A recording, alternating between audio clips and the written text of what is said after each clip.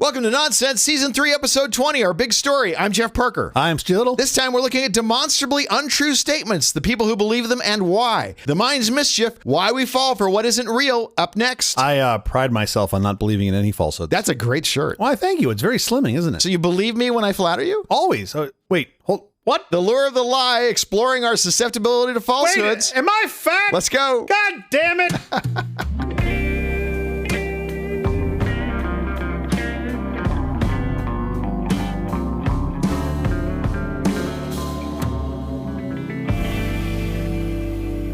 All right, Chubby's here. The lure of the lie. As a kid, I was a huge Ray Bradbury fan. Yeah, of course. I don't know if you read Fahrenheit 451, The Martian Chronicles. Oh, how could you not? Everyone, yeah. Short stories like There Will Come Soft Rains. He was just absolutely incredible. I got to see him in person at the LA Times Book Fair, and I was super excited. Yeah. He had written a script for an observatory, like the Hayden Planetarium, but I don't remember if that was the one or not. Sure. And he was really upset because they had rejected his script. Okay. He'd gotten the number of the years that the Earth existed wrong in the script, and he didn't want to just change it. Sure. And literally, he just had made up a number and didn't care about the science of how we date the age of the Earth. Wait, hold on. Well, like he put down like 6,000 years or like 6 million? Like how far off was he? It was like 14 million. It was some crazy. Right. It was some crazy. Like he hadn't even tried. Sure. And his response was about the number being wrong. He said, "What, were you there?" Sure. Which was like Methuselah. a perfect example of a retort versus a response. Yeah. It was insulting to the questioner and the audience, and it revealed his arrogance and how he handled being questioned. It was heartbreaking. How dare you question my script? I could never think of Ray Bradbury the same again. Yeah. The consequences of believing things that aren't true ripple through our lives and society, eroding personal well-being, hindering effective decision-making, and even fracturing the very fabric of our communities. From health choices based on misinformation to political polarization fueled by falsehoods, the dangers of accepting untruths as reality are far-reaching and can have profound, sometimes irreversible effects on individuals and the collective. Oh, yeah. Understanding the subtle ways our minds can be led astray is the first crucial step in safeguarding ourselves and society from the perils of misinformation. So we thought today we would talk a bit about why people believe and continue to believe these things that are objectively untrue. You used so many words to just say what I call it. It's just bullshit. It's just all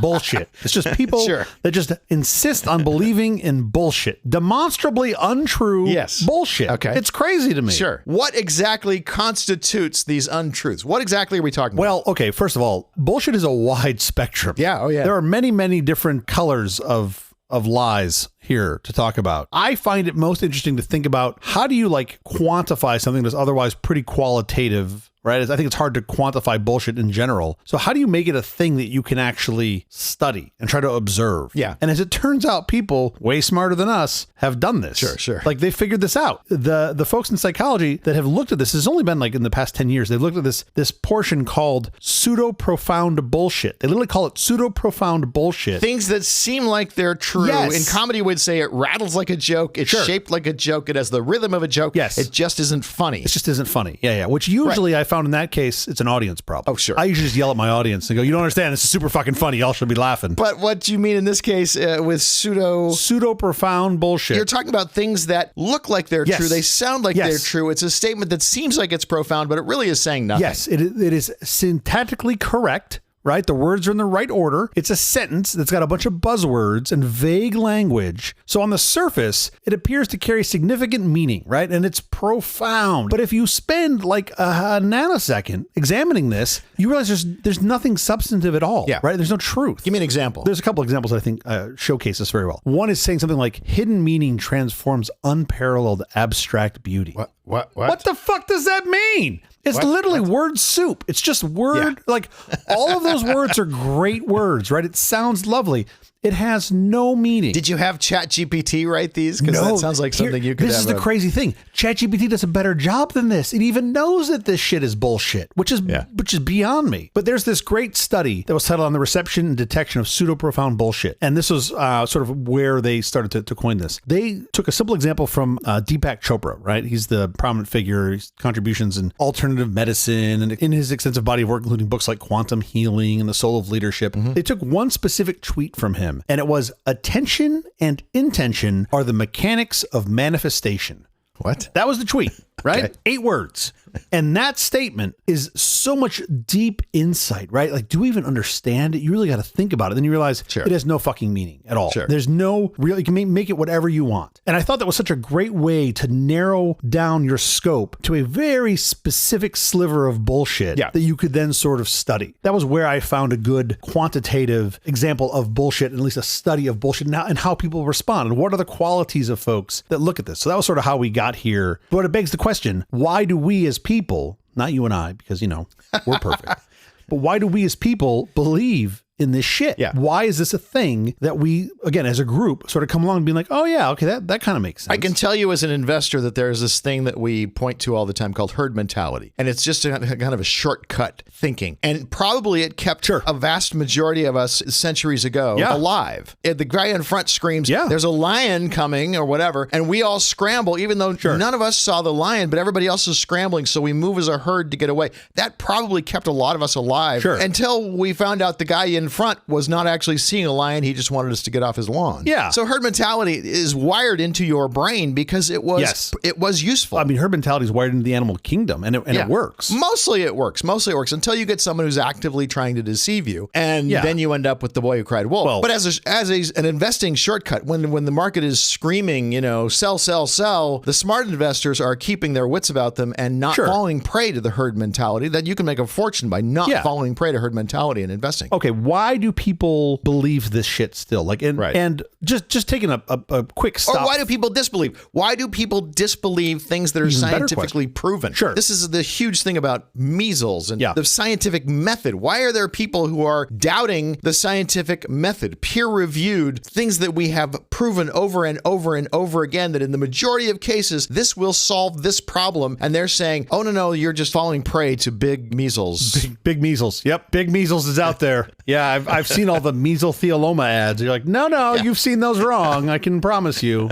2 different things. I mean, there's so many reasons. Look, I'm neither of us are any sort of psychologist, but I do think we are fascinated by people. I got to believe there's a big number of people that just find comfort in whatever, you know, the validation of whatever they've sort of organically gotten to. Yeah. There's some modicum of comfort. And I think when you start emotional comfort, for sure. Some emotional comfort, for sure. Believing falsehoods can make you feel more comfortable. If you've lost a loved one and now you believe that loved one is looking over you. Yes, they're floating around. Yeah, I see them, the bird flew by, or they were in the bird. They're taking care of me. No, that bird's just flying away from a predator, but okay, sure. But you also, you know, part of that emotional comfort, I think, also can very quickly lead to a sense of inclusion and belonging in a group. If you're with a group of people, you might not be like-minded initially, but if they already have some belief because whatever, they found some comfort in it, you're going to be more likely to subscribe to that as well. Plus you get that social reinforcement. Totally. We believe in it. We're part of the same herd. We're part of the same group. We're bonded. There's this group of folks at my kid's school that's like, oh, that house is haunted. I'm like, no, it's not. Like, yeah, it's haunted. I'm like, I've fucking been in there 10 times. It's just an old house. It's not haunted. Like, what is the house by your kid's school? Yes.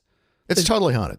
Oh, that one's haunted. Yeah. But it's so crazy to me that there's like, and you see this when people like, they look for this validation, like, oh yeah, well, I guess it's haunted. I mean, because you said it. I'm like, no.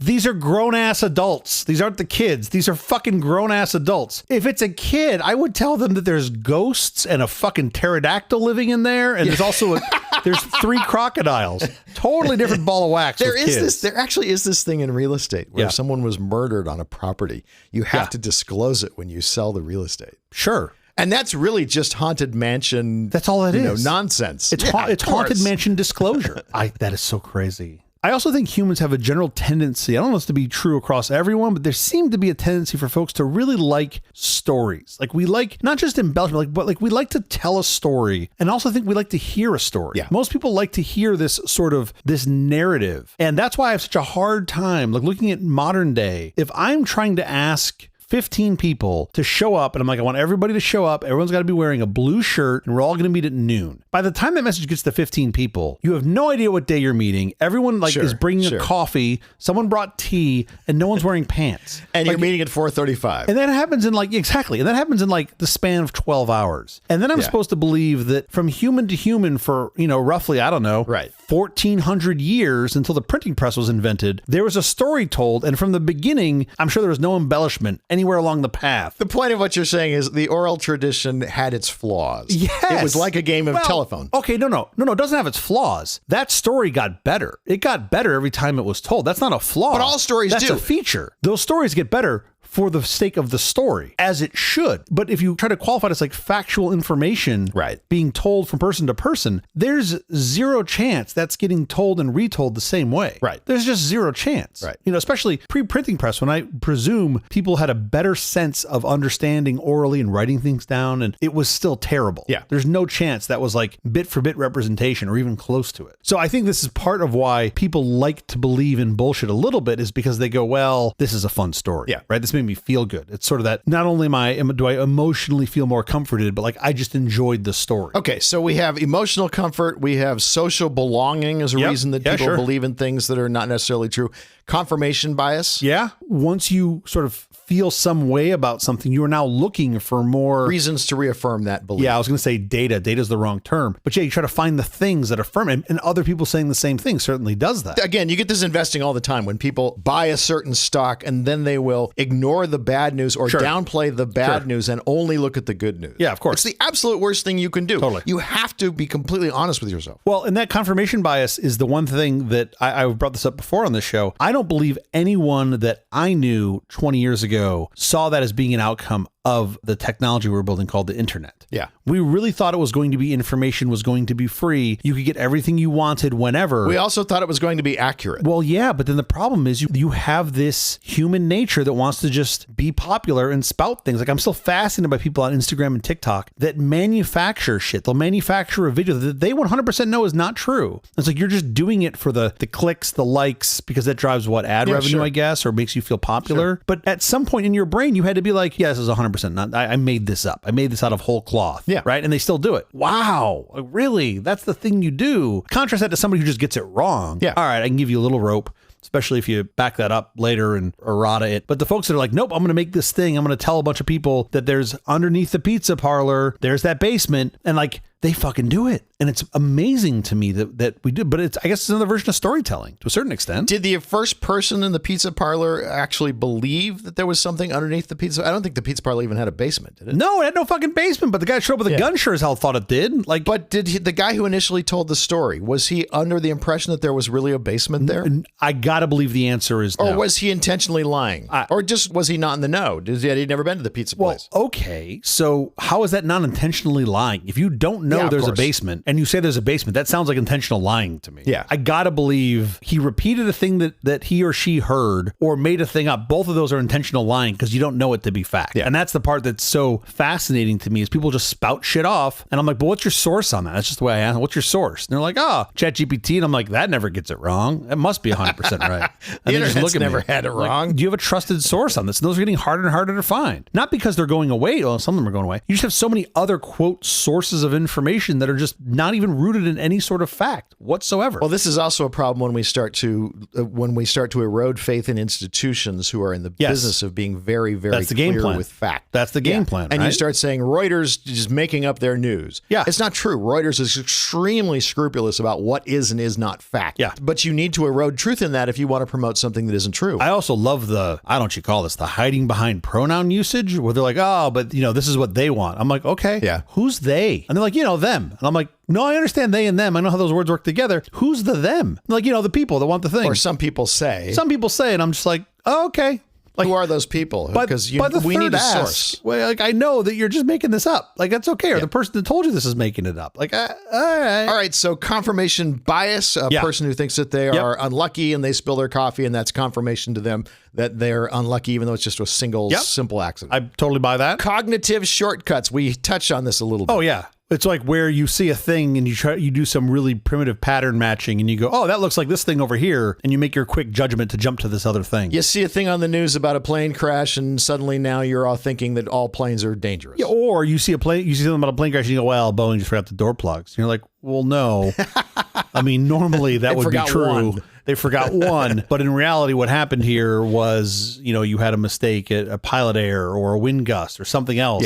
You can't just jump right to it because it kind of looks like a thing you saw before. Somebody meets a librarian and they're quiet and they wear glasses and they assume all librarians are quiet and wear glasses. You're making that jump. Those cognitive shortcuts lead you to misbelief. anchoring heuristics. Like, for example, in negotiation, the first offer made is like an anchor. Totally, 100%. You always want to get your opponent, whoever you're negotiating against, to give their offer first, because you can use that as an anchor. And of course, the first thing you do is just react like, oh, that number's absolutely outrageous. There's no, that's crazy, because you're trying to influence based upon that anchor number. Again, one of my favorite lines from one of the best movies ever made. After they trap the ghost and they tell him the cost, and he goes, I had no idea it'd be so much, I won't pay it. And they're like, okay, we're going to go just put this back. And he's like, no.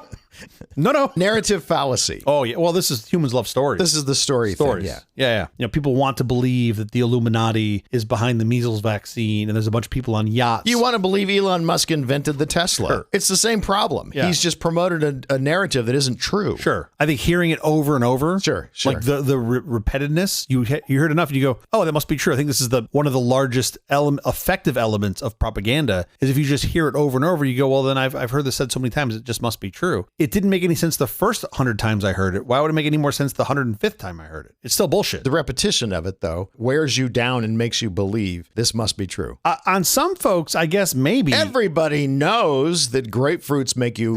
There's narrative fallacy just because of one thing happens and it happens one time, let's say, and now you believe that it must happen every time that thing happens, and you've mistaken correlation for causation. Oh, yeah. Easy for you to say, but I think what percentage of the population doesn't know the difference between the two? But it's an important thing to understand the difference. Yes, I totally agree. You're really going to believe in some strange things if you can't distinguish the two. I mean, I love you can just go graph shop and just find, like, show me a graph that sort of lines up with this and then just overlay the two. And people will be like, oh, well, clearly that caused that. And you're like, sure. The price of grapefruit relative to my pant size. Well, that leads to people believing that all statistics to be misleading. And that's not true. There are statistics that are literally someone has just followed the data and this is what they found. And how you present that and how you relate those things is part of the science. You see a factoid that's repeatedly shared on social media. It has a tendency to increase its credibility. People start to believe those things are true. I mean, that is the definition of propaganda, isn't it? Like, isn't that the biggest component of propaganda is repetition? Pretty much. But that's how you get religions. Yeah. That's how Joseph Smith becomes the guy who says don't drink coffee. And suddenly we don't drink coffee and we think we're being better people. Yeah. Illusory truth effect. Let's go to the next one. Authority bias. This was the guy who in the white coat tells you to turn up the electricity and shock the guy harder. Sure. And you do it. Even though the guy is screaming who's getting the shocks. You still do it because there's a guy in a white coat who told you to do it. And you have some of the weirdest kinks.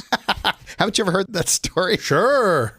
Yeah, sure. It was an experiment. By the way, it was completely made up. The guy pushing the shocking button wasn't actually shocking anybody. Sure. The guy was just behind the curtain doing an acting thing, trying to see when is this guy going to stop shocking people. Authority is a fascinating thing on this, because I think authority can be viewed or defined multiple ways. Just because you're in a position of power, I'm not giving you any additional clout. I'm not giving you your statement. Of course not. But if you are the person who's, spent your career studying the thing, that in my world makes you an authority in that topic, and now I'm going to be more likely to believe you. This was exactly my Ray Bradbury problem. Because I had such good experiences with him in the past, I was inclined to give him more rope than I would give your average person. So the disappointment was that much greater. I understand how you view him there as an authority or expert in that, but in what? In writing. Right. It was a bad connection on my part. Yeah. If someone spent their whole career perfecting carbon dating and really understanding all the nuances, of course, I'm going to be pretty likely to believe anything they say about carbon dating. Now, they might tell me the best way to roast a brisket's at 500 degrees, and I'm going to tell them to go off and fuck themselves because they have no idea what they're talking about. You sort of need to know this. This to me is really simple. It's like good judgment comes from experience, and experience comes from bad judgment. So have you fucked up in this space a bunch? Yes. Okay. Has that led to experience that has given you some ability to make good judgment? Great. Yeah. Now I'm standing on the shoulders of giants. Yeah. But if you haven't done that, and if you haven't found the sort of good judgment aspect of experience, if you're just failing your way up, you're probably not an expert. Unless you're an expert in radiometric dating of meteorite material, probably I shouldn't hold you to that. Although, on the other hand, if you're writing that material for a presentation in a scientific setting like an observatory,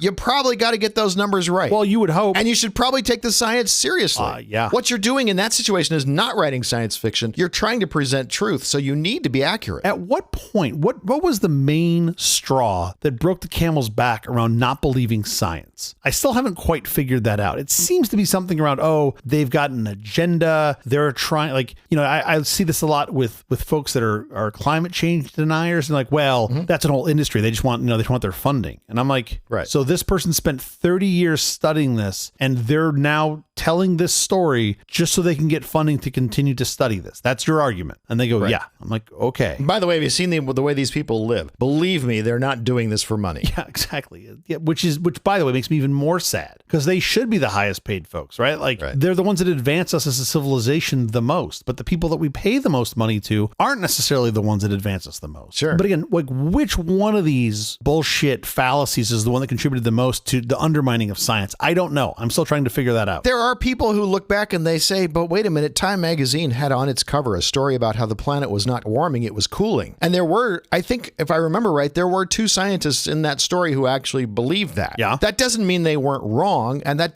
doesn't mean they didn't change their minds later when presented with more facts. Yes, we used to put leeches on people as a medicinal treatment. Eventually we figured out, hey, the leech thing's not really doing anything. Sure. This is how the scientific method works. We try stuff, we have theories, we then find out, oh, that didn't work. And then we throw that away and we move on to whatever the next thing is. That's part of the scientific method. That's the whole point. Is like science just gets better. It's constantly wrong. Right. Like, so to look at the crazy things we did in trying to find out what was the thing that made the person actually get better and say, well, see, doctors don't know what they're talking about. They put leeches on people. Yeah. That's crazy. We had to do these things to find out what worked and what didn't. Newton was super right and super wrong at the same time. And that was a net positive thing. You got better because of Newton. And you would hope that we continue to do that. But as you start going back and questioning the things that we've already disproven, you're like, well, wait, what? I don't mind relooking at things if you're doing it from a sense of, we have some new tech or there's some new data here. Of course. Of course, that is part of the process. But at some point you go, oh man, you're just grinding an axe here. This doesn't make any sense. Now you're slowing the progress of science at large. And I do feel like we are more in that state now than we have been in the past 50 years. Right. There's just been so much drumming into people that scientists don't know what they're talking about, that none of the institutions that have some credibility, Reuters, I keep mentioning Reuters, people drummed into them that these are errant in some way. And it's not true. Yeah. They are just searching out the truth like everyone is. When they get it wrong, they are free to. In fact, they do not only free to, boldly they do, proclaim, we got this wrong. I think that's part of good information providing and news coverage is specifically doing that. And good science. Yeah. If you can't reproduce, if peers can't reproduce it, we got this wrong. We tried it. We thought we had something. We don't. Yeah. You have to say that part as loudly as when you get it right. Well, okay. So let's talk about that for a minute. I think that's another part of why people continue to believe in bullshit, not just initially, but it's like once you're bought in, a lot of folks have a tendency to double down on that, even when presented with increased factual information that they are wrong. They're like, well, nope, I'm already in, so I might as well just continue to pretend that this is the thing I believe. And it's like, that does happen. Yeah. They just continue,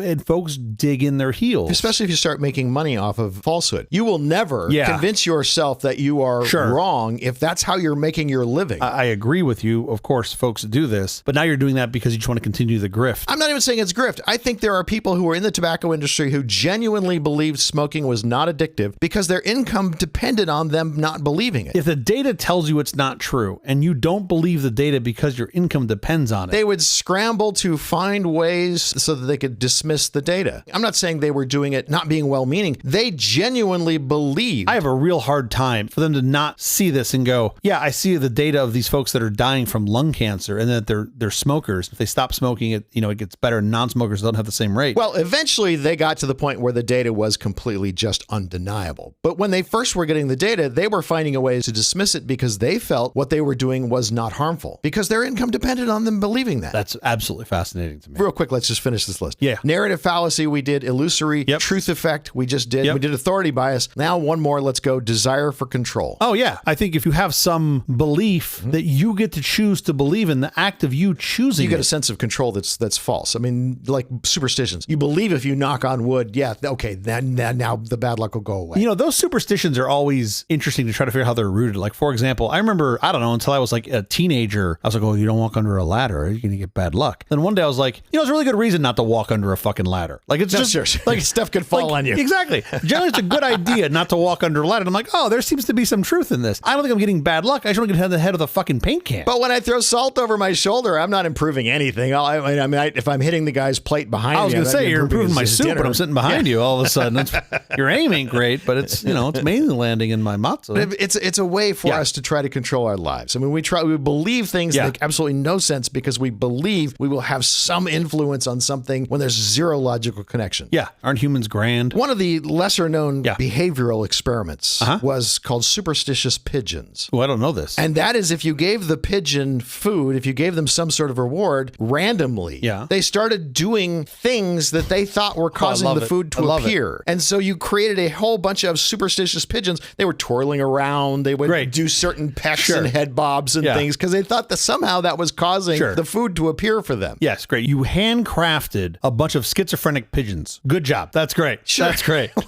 Really fantastic. But that's humanity does that. You're trying to create some control where there is none. Sense so out of you're chaos. making up something that you think connects these two things. Yeah, I could understand that. Cognitive dissonance reduction. But those are a lot of words. When we hold conflicting beliefs and our actions contradict our beliefs. People do this. Someone who spends a lot of money on a faulty product and then you try to convince yourself that it was actually a good purchase to avoid feeling bad about your purchase. I spent a lot of money on it. It must be good, even though all the evidence is telling you that it's terrible. Somebody who's put a lot of effort into a failing project continues to believe. Yes. You're pot committed is the expression the poker players use. Yes. You're trying to justify your past commitment, your past investment. Yeah, I mean, that was your point earlier, I think, especially with when you bought a shitty performing business. You bought equity in a poor performing business. You're like, but I'm already in. Got to keep going. It's like, no. No, no, you don't. You're making things worse. It's actually the worst possible answer right there. Don't double down on the bad bet. And then there's also the backfire effect, which is basically when you present someone with the evidence of their incorrectness, they double down on it as a way to try to reinforce their belief. They've already dug the hole. That's what we talked about earlier. Once you've already dug the hole, you're like, I'm not getting out of this thing. I'm going to just keep digging. Proof becomes the interesting question. To me, it's not a question because I look at things that are provable, and that's a very well-defined set of materials. And what you end up with in these things, and this is, I think, part of the bigger problem here, and that we're seeing this come to light more recently, is that danger in normalizing faith or belief in a thing. You're like, oh, I just believe. Okay. Is it provable? No. Why do you believe? Because that's the whole point of faith, is you're believing in something that has no proof, that is seen as a positive thing in some way. My kid was on a basketball team. One of the grandfathers came up to me and said, I'm very boldly and proudly, I'm a man of faith. Yeah, sure. But he was Jewish. He was trying to build a bond with me like I was going to be a person of faith. And so we were going to get along because even though he believes something different, we both are people who have beliefs. He was trying to make a bond. You see, I'm a man of science. What was your retort to that? I'm sorry. Oh, man. You really should believe in things that you can prove. You really should not be believing in things that you don't understand. I love it when someone comes up to you and says, I'm a man of faith, and you respond with, I'm sorry. That you've done a lot. I don't know what else to say. 3 words. 2 words with a contraction. That's pretty good. I take a different approach on this more recently. I say that I haven't read fantasies since I was a kid. Sure. And that always gets like a little bit of a laugh, and then like an eyebrow goes up, and they try to figure it out, and they're just like, wait, what? And I'm like, But he was appalled that I was someone who didn't think faith was a positive thing. Of course. That believing in things that had no basis in fact, and not believing in those things, somehow that made me not a good person. But it's super easy for some of those folks to describe their way out of that because they just go, well, alternate facts. Like, no, 2 + 2, still 4. One person said that, yes. No, you still have, no, negative. There are a whole bunch of people running around that they describe their answer in, well, I just believe in a different set of facts than you. Like, I'm not making this up. There is a non-zero number of people, a large number of people that now believe that is somehow acceptable. This poor woman's job depended on her defending the fact that there had been a small number of people, and there were photographs of the number of people who were sitting at this inauguration. And she had to defend. Sure. Sean Spicer, same thing. He had to say things. He had to defend this thing that was clearly not true. Yeah. So they made up phrases like alternative facts to try to justify the fact that they were not telling the truth. They were lying. But now you've I mean, to a certain extent, you now have normalized that belief that there's some alternate reality that you can just choose to believe in, and that's okay. Yeah. That's accepted. And I get for some things there are gradients, but for other things there are not. Yeah. And math to me is a great example. Math and science, for the most part, there's not a lot of gray area there. There is some, but there's not a lot. Like we can debate what the square root of -1 is all day long, and there's a little bit of squish there, but not a lot. Right. For the most part, it's pretty well defined. Even counting the number of bodies in a given area, that's really easy to do. There's a finite number of bodies in a given space. We can tell you what the attendance was with some precision. The truth is out there. We just may not want to see it. No. You and I want to see it. Other folks just don't want to see it. Because it's really harmful to not face the truth. It's really harmful. Absolutely. To believe errant information. Absolutely. Not just harmful for humanity broadly, harmful for you as an individual. Oh, yeah. Both, without a doubt. Right. One of my favorite stats that came out of this, and there have been a tremendous amount of studies done on this, was an academic paper that concluded that their research indicated a correlation between receptivity to pseudo-profound bullshit and belief in and use of essential oils. And I thought that one sentence defined everything we've been wrestling with here so well. Sure. Like the Venn diagram of those who believe in this bullshit and use essential oils line up. But what happens if you use the essential oils on crystals? Doesn't that work? Oh no, that's fine. Yeah, of course. Okay. Yeah. Right. How do you think I look so young and thin in this shirt? How do you fight? What is the way you fight the untruth? Well, that's a great question. I'm not going to claim I have the answers here. I've certainly wrestled with this. I try to understand why people do this, right? They're typically trying to manipulate you. They're trying to cover up maybe their ignorance. They're trying to do some level of what I'll call simple impressing, right? Without facts. It's so much easier to just make up a story than actually know your facts, which I've found to be true more so lately than not, because I feel like I don't know anything. And then I realize, oh man, I know more than most on these because I'm just generally curious. Yeah. Until you find somebody that's an expert. I'm like, no. You know all the things about quantum mechanics. I no longer talk. You do. Yeah. But you gotta work your way through to find it. But then some folks just think they're fucking right. The shaman who genuinely believes what he's selling. That's really, really tricky. And one of the things that I found, you just breathe. Yeah. Like by getting agitated and trying to fight their non-facts and non-logic with facts and logic does not work. It will not work. You cannot use logic to talk somebody out of a position that they got into without using logic. Yeah. And that rattles around in my head. So it's like the more that I get fired up and being like, nah, you're fucking wrong about the blah, blah, blah. They actually went to the moon. It wasn't in Hollywood. All that does is help their story, right? It just helps their... was in Burbank. It was Burbank. Toluca Lake, actually, but Bob Hope's house. By doing all of that, you're feeding into their storytelling. Like you're just making it more of a showcase for them. So like that doesn't work. So you got to just cut that all out. I have found, and let me tell you, I'm not a man of a lot of patience. Yeah. But if you can just keep your mouth shut, listen to what they're saying, and then ask like laser guided, precise questions. Sure. And then you just watch them self-destruct. Walk them into something where they tangle themselves up in their own Totally. web. And the people that are in the conversation that already sort of know, like they're going to see what you're doing real fast and be like, all right, got you. Like, you're the ally. The other thing I love to do is just like take the thing that they say and just put it back to them. You know, maybe you change a noun or whatever, you apply it somewhere else. We take the same concept and then usually they scrub off that super fast as well. There's this whole prevailing attitude that you can't criticize someone's beliefs. Yeah, I don't believe that. Like everybody's beliefs are okay. Sure. And that's crazy. I agree. That will get you in so much trouble. Out there poking people's beliefs gets you into a bunch of trouble too. It's the trouble on the right side of truth, I think. We can't normalize that we should just be respectful of everyone's beliefs, no matter how crazy those beliefs are. Maybe stop believing things except for things that are based in fact. Yeah. I don't mean to bring everything back to baseball always, but Christ, here we go. Pitch clock. Bill I got James. It. Have you read Moneyball? I have. Bill James, the thing he did was, let's take away everything we can't actually prove. Yeah. Let's take away all the stuff that we believe about baseball. And now let's just look at it through the lens of things we can actually prove. Yeah. The math of what we can actually prove. What is baseball? It is getting 3 outs and then your inning is over. Well, how do we stop getting the outs? Because obviously that's the most important. Get on base. And this wonderful thing in the movie where they're actually complaining about players. He's got an ugly girlfriend. That shows he has no confidence. The scouts are all talking. Talking about things that make no difference in a player's ability. Qualitative versus quantitative. Yeah, totally. But their careers, their financial security required them to believe these old wives' fables. Needed a reason. Yeah. Yeah. So it required them to believe these old things, and it made them very upset that the mathematical guys were coming in with this whole different way of looking at things. They know nothing about baseball. We've done this for centuries. Our people have done this. We know it's about the guy who has the ugly girlfriend, has no confidence. Yeah. Here's my big takeaway. Yeah. I believe everyone really wants to know the truth, and I'm 100% wrong about that. You're 100% wrong. Not everyone really wants to know the truth. They want to prove something that they believe, and so they're starting with the conclusion. Never start with the conclusion. Let the data lead where the data leads. Totally. But I still go to but don't you want to know the truth? And you're like, they just want to sell more chamois. Ask questions.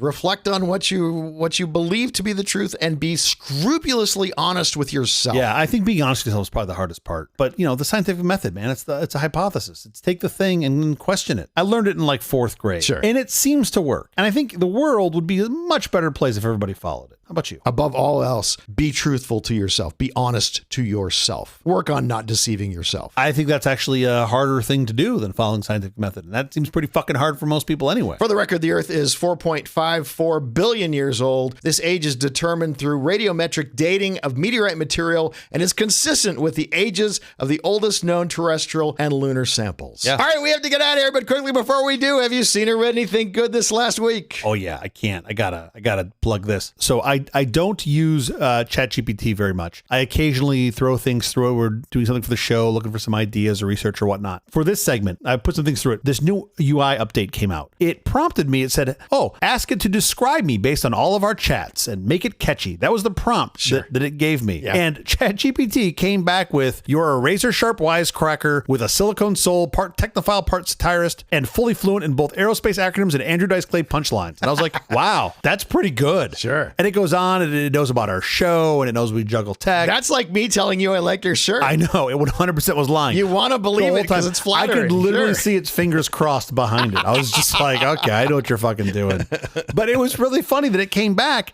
And then I was like, oh, this is great. I'm totally going to use this verbatim on this show's week's close. Sure. And it came back with, hell yes, that's a killer closer. If you're feeling spicy, you can even button it up with something like, and if that doesn't describe me, then ChatGPT's got a bug. See you next week, nerds. And I was like, wow, that's pretty good. Like, it wasn't terrible. So they clearly turned it up a slight notch from the last time I used it. That's all. That's what I saw. How about you? What have you seen? Poker Face, season 1 on Peacock, stylized as a case of the week murder mystery series like Columbo. It stars Natasha Lyonne as Charlie Cale, a casino worker on the run who has a perfect lie detector built into her brain. She always knows with absolute certainty when someone is not telling her the truth, which is why I thought this was a perfect match for this episode. Yeah, of course. Amazing guest stars in solving homicides every week. Even the opening credits are stylized to look like early 70s old-time detective TV. Cool. It is great fun. Poker Face season 1 on Peacock now. While it's still floor director Ron's birthday week, I should mention he's the one who recommended it to me. Oh, that's awesome. I do have a question. Would you rather have her ability in the show, the ability to 100% accurately know if someone is lying to you or not? Or would you rather have the ability to 100% lie to someone such that they couldn't tell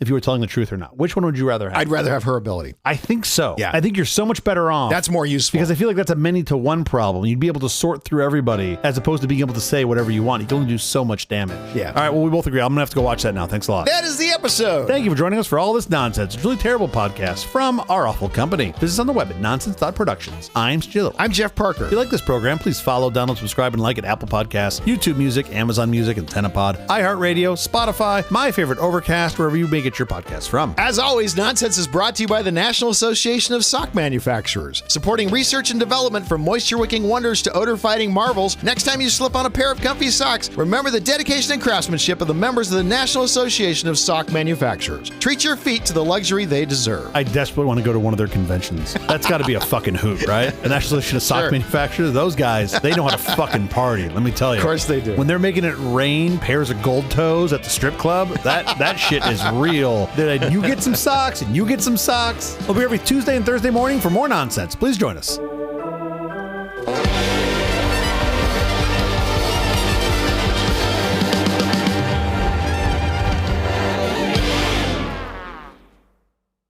What's a lie that you've fallen prey to in your life? Oh yeah. You should do this show. It'll be great. It'll be once a week. It'll be fun. People will really love it. Fucking hook, line, and sinker. Took that one up.